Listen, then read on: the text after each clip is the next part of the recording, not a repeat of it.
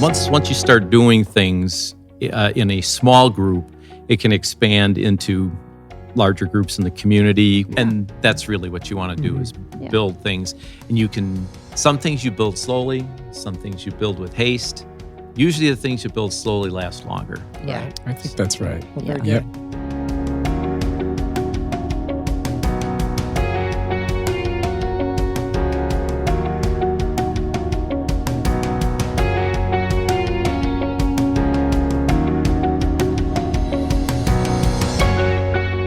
Welcome, everyone, to our podcast, Renew Your Mind. With us today, we have Senior Pastor Paul Gruenberg, and we have Associate Pastor Jeremy Touroo, and we have another very special guest, John Panci.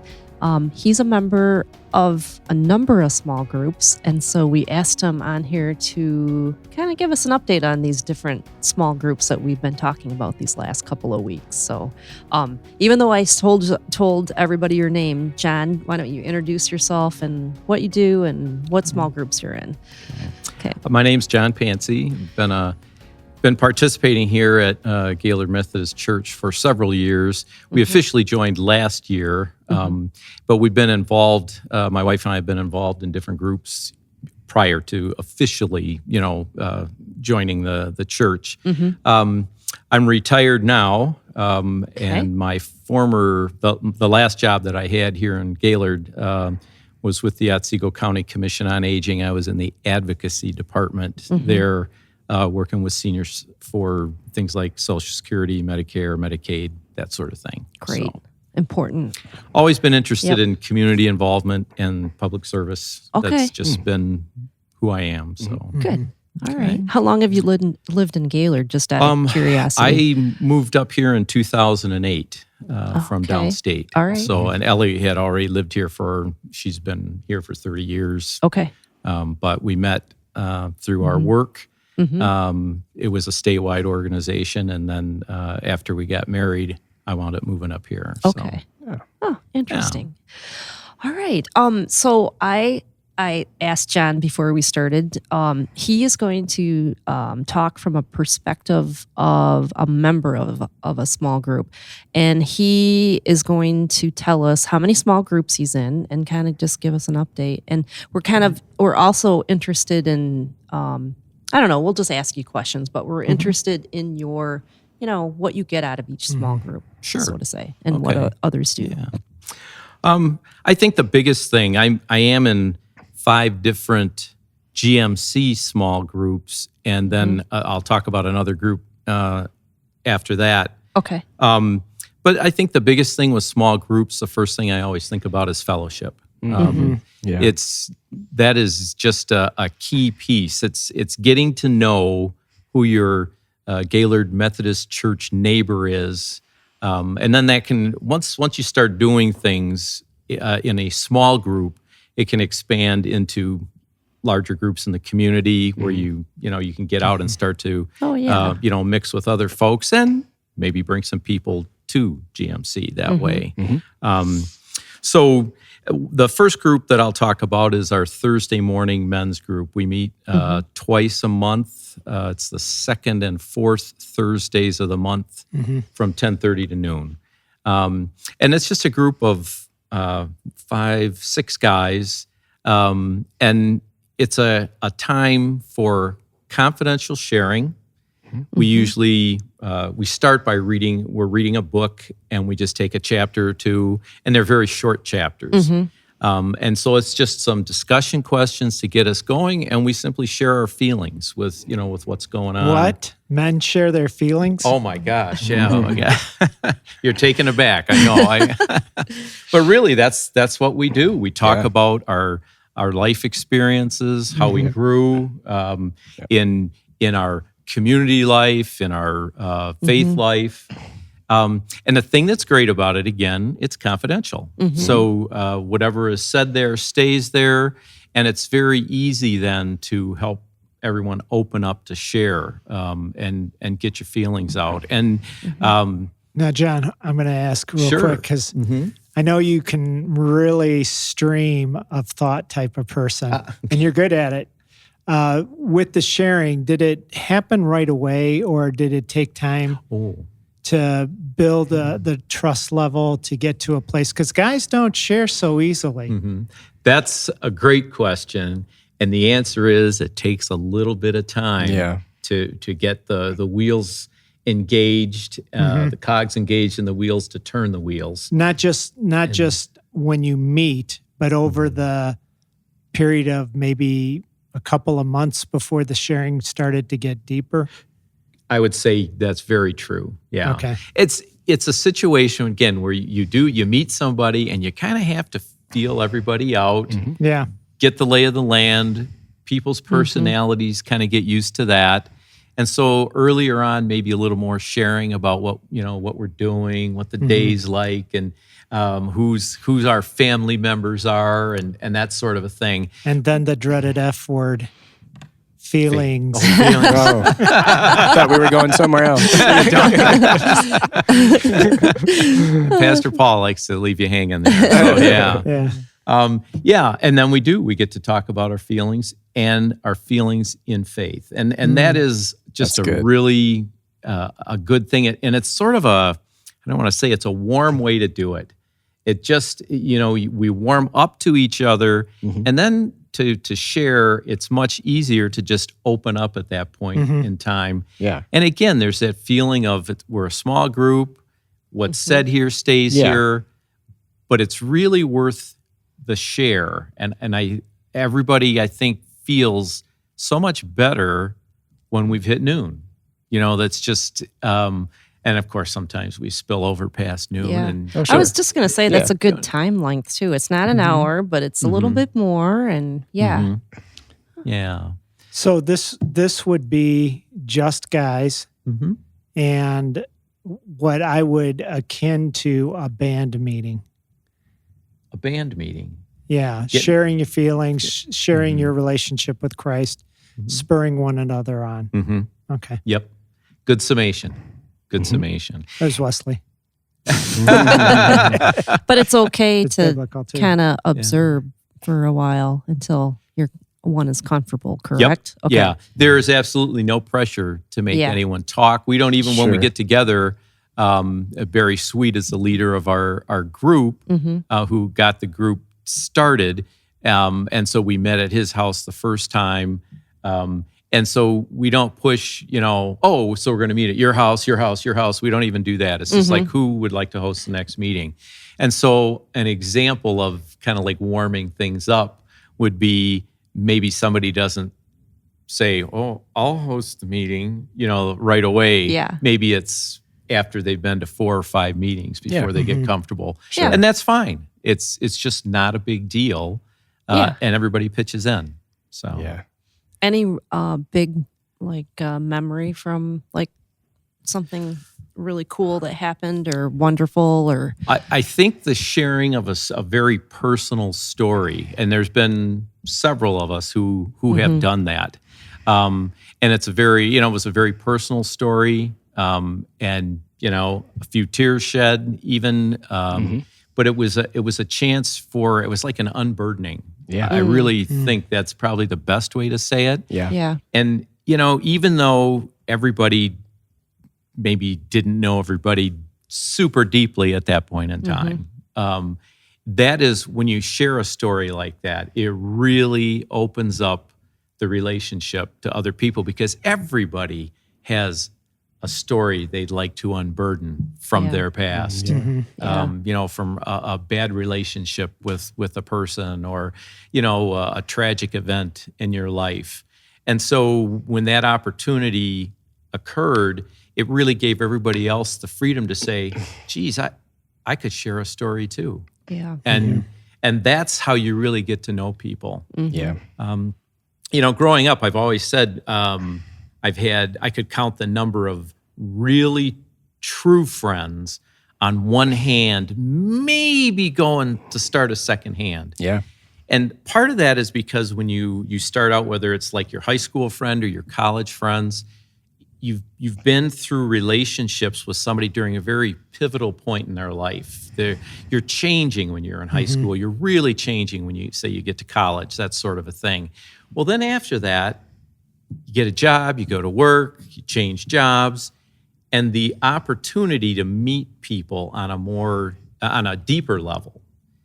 All of a sudden, it kind of evaporates. You're raising a family, taking care of the kids, and so you don't do that. And so the small group allows the opportunity now to say, I can make more new friends than just one hand's worth. And you have to be intentional. Yeah. It is something where you literally say, I'd like to do this. And when you say that, I'd like to do this, you find out that you really need to do this. And that's what's cool about it, because you can't live in a bubble, and you don't want to be taking everything on yourself. Where you have a prayer life, you share your thoughts, feelings, concerns with God, and you're asking for help. And so when you do this in a small group, God's there, but he also puts people around you who can help you. Yeah. And that makes a big difference. Yeah. That really does. I think you've described it beautifully, John. Really, really well described the benefits of being in a small group. I would ask you, how do you think your faith, your walk with Jesus is different from being in this Thursday morning group than it would be if you didn't have that in your life? When you talk and share with folks, it really makes you think about what your faith life really is. Yeah. And it has a tendency to draw from your experiences and really make you think about where you're going with your faith life. And if you don't take the time, say, to share that with somebody and to discuss it openly, then you don't think about it. Yeah, it causes self-reflection, right? Yeah, absolutely. Because otherwise, you'd stay home and you'd say, well, I read the Bible in the morning or whatever the case may be, but it doesn't, you're not pulling yourself out. Yeah. Being stretched. Yeah. I think that's it. That's and learning a great analogy. Different people's take on it. I think, that's really. And because everybody has something different to offer, it's nice because to make a comment to say, man, I really like the way you said that. That really hit home with me. It's an eye-opener for the person who's listening. Sure. And it's a pat on the back and a confidence builder for the person who shared. Right. Yeah. And then that makes the next time easier to share. Yes. So it's a win-win situation all the way around. Yeah. Okay. Amen. Yeah. Wow. That's So so you're great. You're in some other groups. Yeah. Yeah.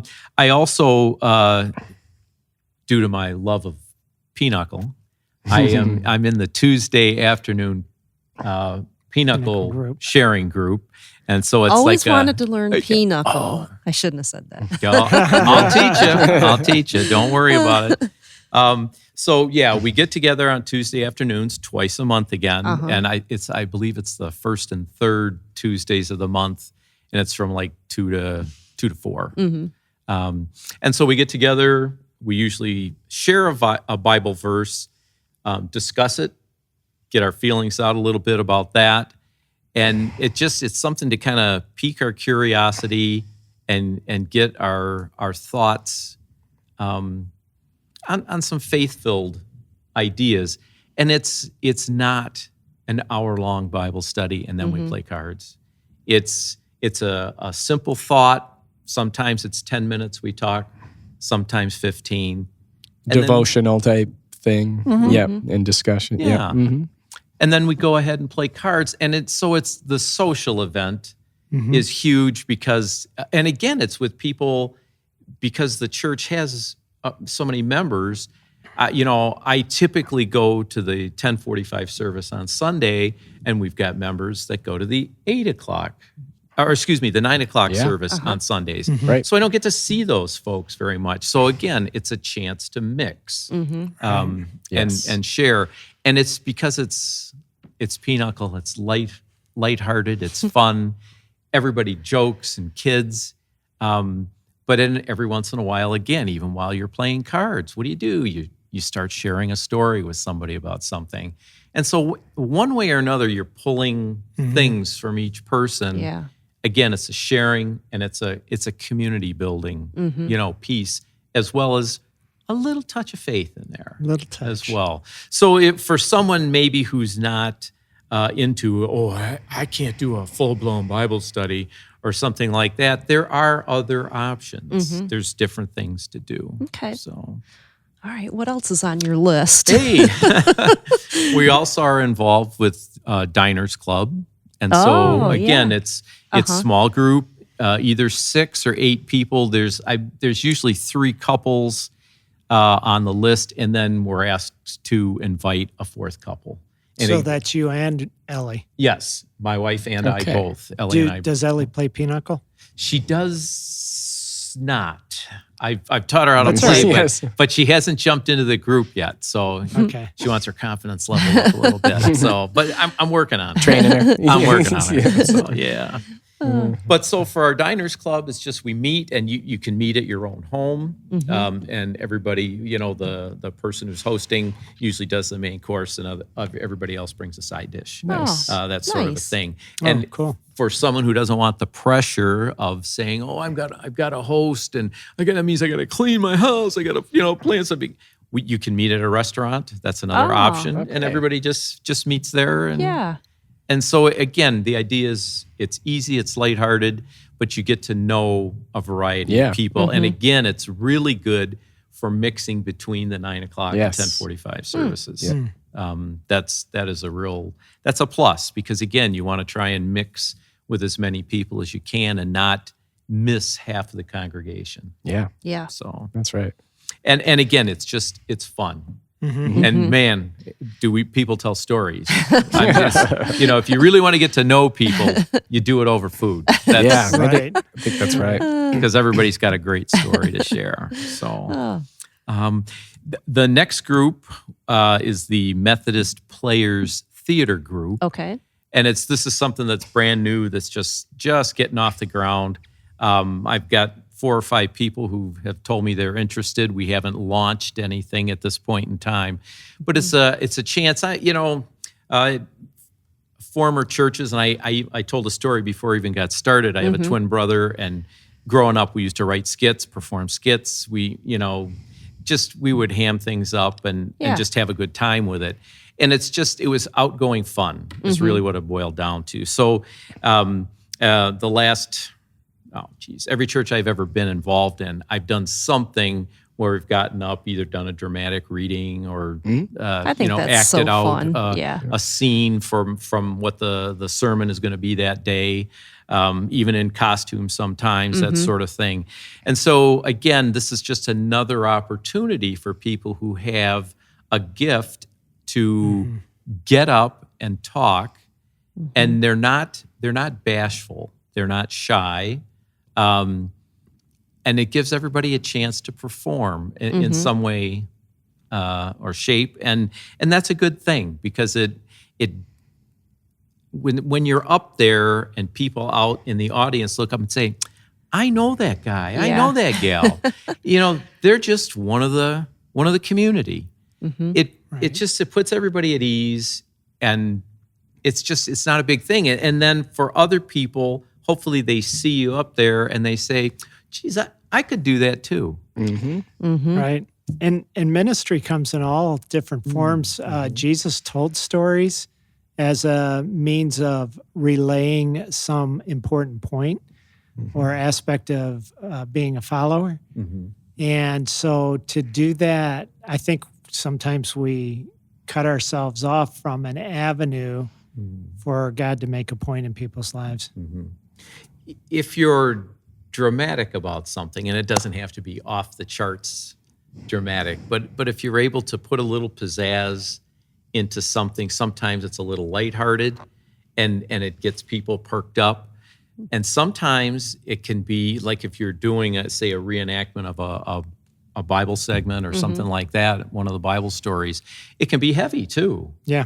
But at that point in time too, it draws people in.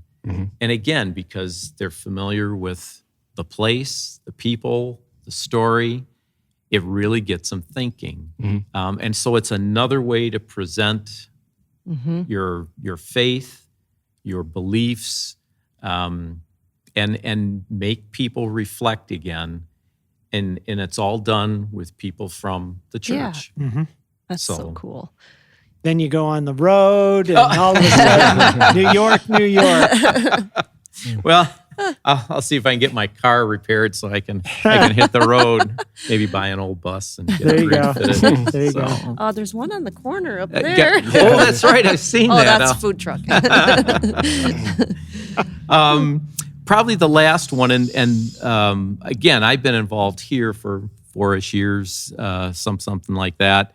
I've been in a life group. Ellie and I have been in a life group from our past church here in town, and it's a group of people that we've just become fast friends with, and that life group's been meeting for 10 plus years, and we haven't given it up, and we don't have any intention of giving it up because these, they're our friends.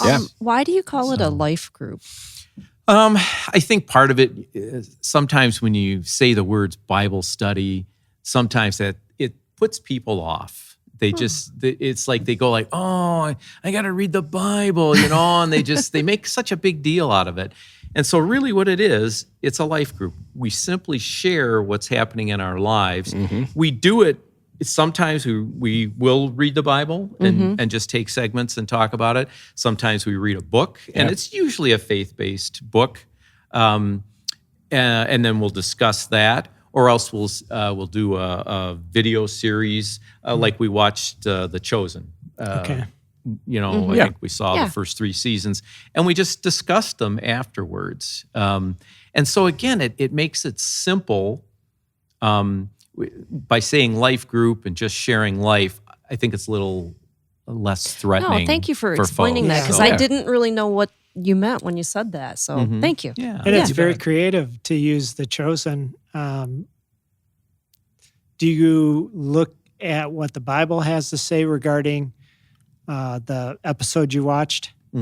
We have a couple people in our group who are kind of they follow the Bible, pretty strictly, and so they're saying like, well, that didn't really happen, that sort of a thing, and it gets some good discussion going. But we also sit there and say, this is what the Bible says, yes, but there's a whole lot of stuff that happened around that story, and so we understand it's still Hollywood in a way. It's they're saying, well, it could have happened this way, Right. and it could have happened in the way that life happens, that people happen to do things.